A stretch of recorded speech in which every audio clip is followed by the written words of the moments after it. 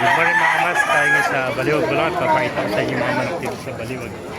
Dami natin nakita rito, mga nakalagay sa cage. Ayan o. Dami nito, nakakota na ito. 2, 4, 6, 8, 14 piraso. Kaya mga ganda o, mga white gold, tsaka sinibalang, mga ice gray o. Ito golden, tsaka mga lemon sweater, mga kamaster yan. RP 4 to. Nakita pa tayong henny rito yan. Ay pa dumarating naman ako dito sa Baliwag yan. Ito blues naman mga ganapan niya dito sa Baliwag, Bulacan.